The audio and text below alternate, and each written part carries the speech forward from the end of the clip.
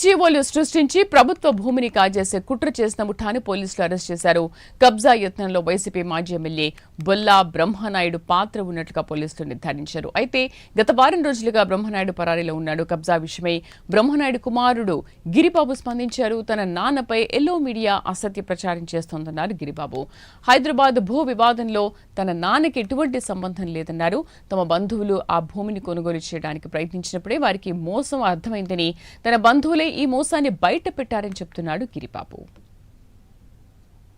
Hyderabad land కు సంబంధించి ఇటీవల ఎల్లో మీడియా తెలుగుదేశం నాయకులు మా నాన్న బొల్లా బ్రహ్మనాయుడు గారి మీద అసత్య వార్తలు, ఆరోపణలను నేను తీవ్రంగా ఖండిస్తా ఉన్నాను. మా బంధువు అయిన బొల్లా రమేష్ గారు రియల్ ఎస్టేట్ బ్రోకర్ల మాటలు, రైతుల మాటలు విని ఈ భూమి కొనుగోలు చేయడానికి అగ్రిమెంట్ మాత్రమే రాసుకున్నారు. ఈ అగ్రిమెంటు బొల్లా రమేష్ గారి పేరు మీదే ఉంది.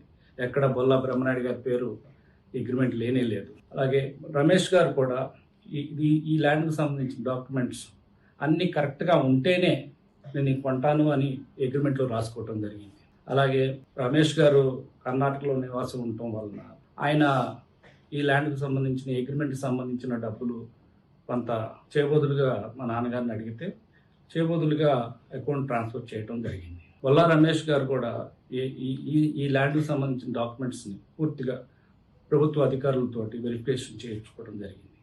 ఈ జరుగుతున్న మోసాన్ని అధికారుల సహాయంతో వెలుగులోకి తీసుకొచ్చారు.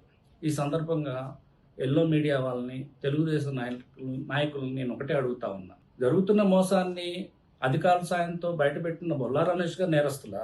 ఆయన కొంత డబ్బు అవసరం అయితే మేము డబ్బులు ఇవ్వకూడదా? ఈ ఎల్లో మీడియా పత్రికలకి అసలు విలువలు ఉన్నాయా? ఈ ఎల్లో వాళ్ళు పేపర్లో టైటిల్ మా పేరు మీద పెడతారు, లోపల మ్యాటర్లో బ్రోకర్లు మోసం చేసే వాళ్ళే రాస్తారు. నిజాలు తొందరలోనే బయటకు వస్తాయి. బొల్లా బ్రహ్మనాయుడు గారు, బొల్లా రమేష్ గారు ఎక్కడ కూడా చట్టపరంగా ఎక్కడ తప్పు చేయలేదు. అవన్నీ కూడా మీకు తొందరలోనే బయటకు వస్తాయి.